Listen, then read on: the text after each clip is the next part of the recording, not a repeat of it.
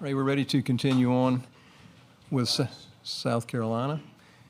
We'll ask Coach for some general thoughts on the game, then we'll take your questions just for the student athletes and then excuse them, and they can return to the locker room, and then we'll take questions, finish up with Coach Paris. So, Coach, would you begin? I told the guys in the locker room that I'm not sure what the favorite day of the season is. There's a bunch of candidates. The first day, the move-in day, first game, league game, all that, tournament time. But I know what the worst day is, and so it's has arrived. But really proud of my team, of the team of guys that are in there, and the way that they responded to coaching and the way that they allowed me to coach them. And people talk about being resilient. Like someone goes on a 2-game losing streak and then they win a game, and somebody says, "What'd you learn about your team?" And they were how resilient they were. But this is a resilient group. To have a lot of close calls and not have the successes that they wanted to in terms of wins, and still know and believe that that's a real thing for us, and then to go to practice every day with that in mind, and then come out in the games and play the way that they played, continued to play. So really proud of them for that. But, we got behind in this game and we dug too big of a hole ultimately, as it turns out. Now we got the thing turned the way that we needed to and had some opportunities, and then, maybe ran out of a little bit of a gas at the end. But again, I think the way the game was played was a microcosm of who these guys are as competitors, and in getting the game back to a manageable place to where we ultimately really believed that we would win the game. So, if you have questions for either of the student athletes, raise your hand and we'll get one of the remote mics to you. Let's start on the second row in the middle. Sam Hutchins, Clarion Ledger, for both players, but I guess I'll start with Colin. What was the difference in your mind to make the run and eventually make the game close? What changed? Jacoby, would you take that first? Yeah, I think the biggest thing was our defensive mentality. We knew we gave up too many in the first half, so we had to really tighten up on defensive in the second half to even give ourselves a chance to be in the game. But I think we did a really good job at that. And, we got it where we wanted. We just didn't finish it out. Colin? Piggyback off of that, this is a tough group. We're never going to get deterred from our objective of winning the game. And I think it showed in the second half. As we saw, we gave up in the first half. We really tightened it up. And it really led us to come into about 1 point. We had a lead at 1 point, and that just shows how resilient this team is, like Coach is saying. Other questions for either student athletes? Go to the right side. Yeah, if both of you guys don't mind taking this, but so many one-possession games or very close games right there at the end. What, as y'all look back on and kind of evaluate those games, what's one thing that needs to change for next year in terms of being able to come out on the opposite side of those? Colin, would you go first? Just knowing our objective and what we need to do, instead of having those close games where we might mess up on one play and then try to get it back, but the other team has a full head of steam, and just making the right play at the right times. Other questions? Let's come back to the second row on the right.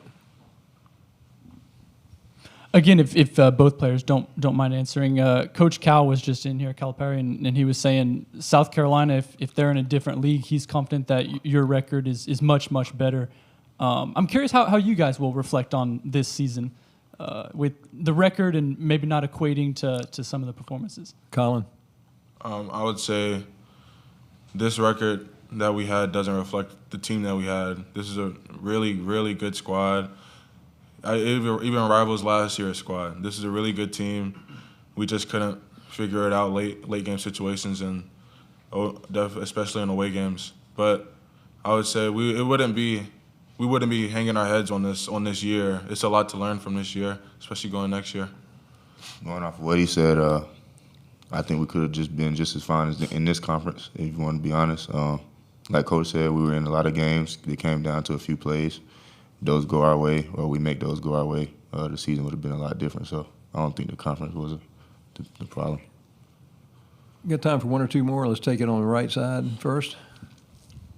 And Jacoby, you're four-year guy here started a bunch of games, very aggressive today, taking 10 shots and scoring a clutch when they're towards the end. Just wanted to get your thoughts on kind of how you finished off the season and what this program has meant to you over the 4 years. Yeah, it's been everything.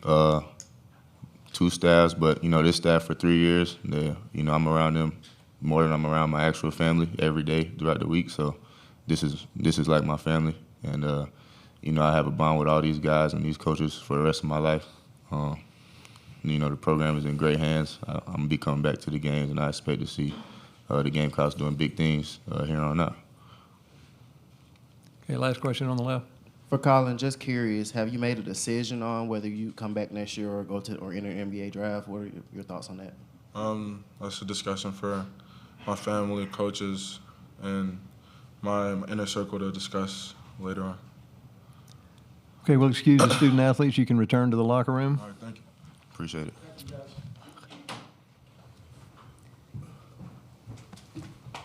We'll continue on with questions for Coach Parrish. Raise your hand, and we'll get one of the floor mics to you. Raise your hand. All right, let's start on the far left. Coach, you guys were able to erase a pretty big deficit and get it down to one, forced a lot of turnovers. What do you kind of attribute to your ability to be able to get back in this game in the manner that you guys did? I agree with Colin. I think a lot of it just was defensively. We just were there was a different level of I don't know, not only attention to detail, but I think just in general, I think our urgency, there was a different urgency. I told the guys at halftime if 23 was the number of points that they ended up scoring in the second half, then I really, really liked where we were going to be if that was the number, and that wasn't a hope for me. I hoped that we would hold them to 23. I believed that we could have held them to 23 in the second half, and that was a real challenge. And that your mind as you go out there should be focused on that type of effort and that type of commitment to what was happening on the defensive end, and they did. And so that was part of it, but we also, because of some of those turnovers, we got some really good looks in transition. We did some stuff in the half court too. I still don't think we played. We had a lot of plays we could have made right around the basket and some other things. So I don't think from a performance standpoint we broke any sort of records, but the guys really, they stuck with it. They stuck with it and just continued to get a stop. I don't know how many stops we had in a row. It seemed like a bunch, and we needed a bunch. And so I think it started with the defensive side for us to really sink into what was happening and what was going on in ball screens and how quickly we had to make some of our decisions and rotations. And unfortunately, we didn't do that in the first half a little earlier because it's it changes the landscape of what you're doing in the second half. Other questions for Coach? Raise your hand. All right, let's go to the second row. I guess you heard what Coach Cal mentioned when I told the players, he says that your record might not equate to how good you guys are. I'm curious if you have had time to think about that, and especially if, on the worst day of the year, like you say, if that's any solace that the record may not match how good you were. Yeah, I mean, these guys are competitors. It's funny you hear him say that, right? Like, they don't want to be in another league. They want to, well, you guys would have been good in another. What does that even mean? I mean, we're in this league, and this was the best league, and this is the best league in the history of college basketball, they're saying, by any metric that you would like to choose, including your eyeballs. And so they wanted to be in this league. This is the league that they're in. And there's another world. There's not some other world where we need to play in another league in order to win games. There's another world that we play in this league, and those games go our way. Last year we were 8-2 in similar games. This year we weren't, right?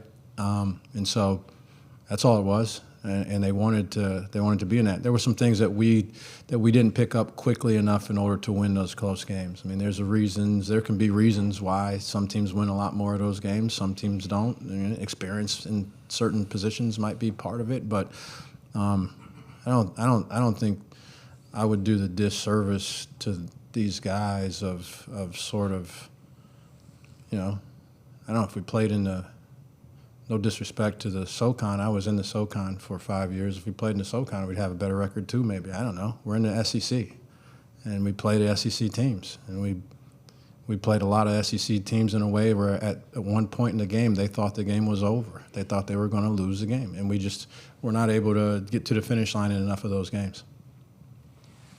Question on the far left, and then we'll take the next one in the center.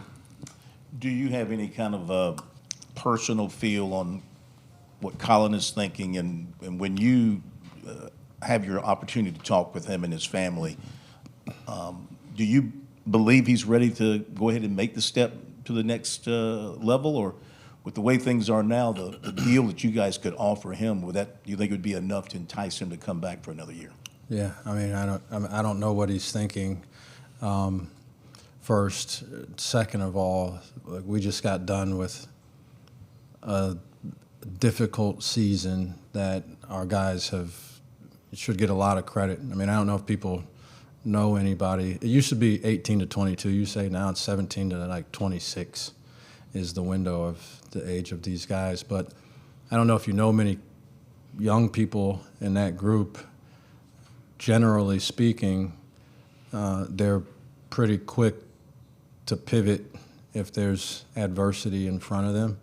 And this team had a lot of adversity, and they refused to pivot anywhere. So I give them a lot of credit for that. But so like, I don't know. I just haven't really thought about any of that stuff.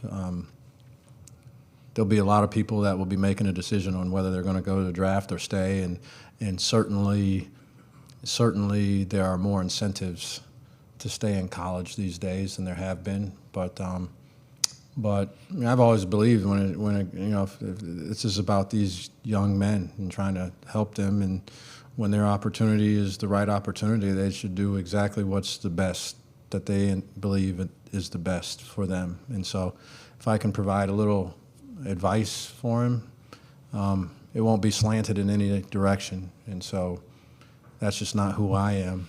I'm not that selfish. So if I can provide any intel or advice that'll help him ultimately, when it comes time to make a decision, then I'll do that. Okay, we'll take the last question right on the left center. Lamont, you obviously mentioned you'll have your end of season meetings with the guys and stuff coming up, but what is the process kind of like for you when you're trying to figure out, who's leaving, how you want to, figure out the roster going into, who might be coming back? Yeah, it's completely different than it was way back 365 days ago.